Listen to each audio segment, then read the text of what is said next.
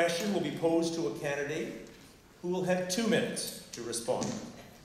We need to create a dynamic in our city where we actually understand that. It's all part and parcel of the context of this debate about putting real power at the neighborhood level, where we've actually got decision-making mechanisms that involve local communities, and that's not just about planning in the built form sense, but the social sense as well. I want to dedicate resources to those things, frontline services, and to do so, I'm prepared to find a way to thin out the ranks of those that are involved in administration at the city.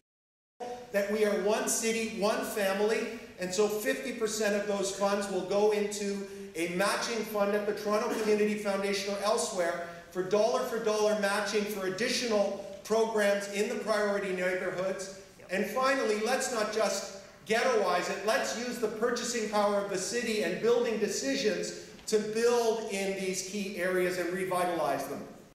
Has experience both in the private sector and in the public sector.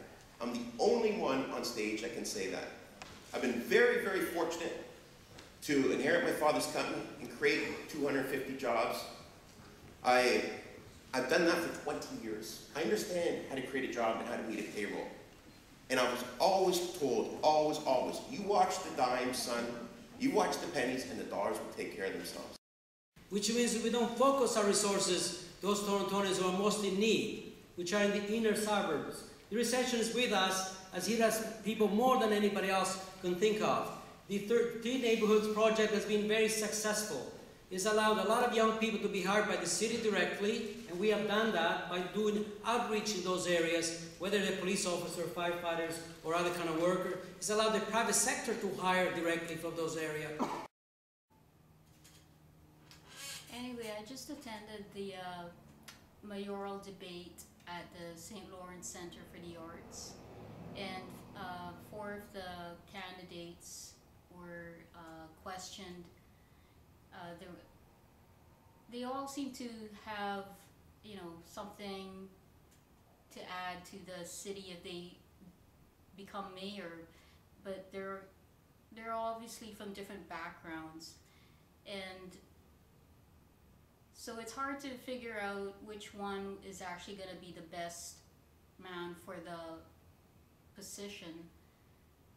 But then again, because the voters we're also from different backgrounds, we probably will carry in our biases when we vote on October 25th.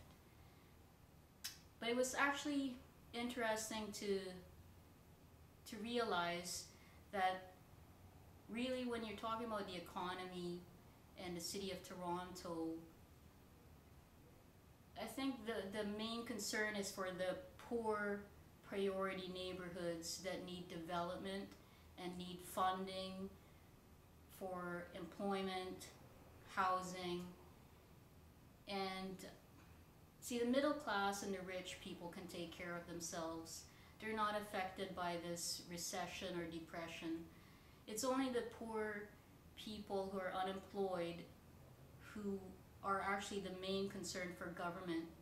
So if funding is needed to improve the economy for the poor neighborhoods and the unemployed people, hopefully whoever gains the position of mayor will be able to convince, the government and direct public funding towards these areas and people who need help.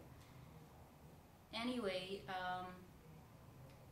so even poor people should vote on October 25th, because if funding is going to be directed towards poor people should pick the person who seems to represent the needs of the poor the best, because that's where the funding is needed to improve the economy.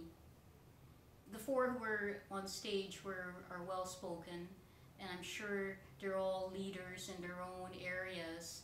So when it comes to leading the city of Toronto, we just have to make sure that whoever is going to win is going to help the poor priority neighborhoods the most, because those are the ones who really need help, because the middle middle class and the rich people can take care of themselves.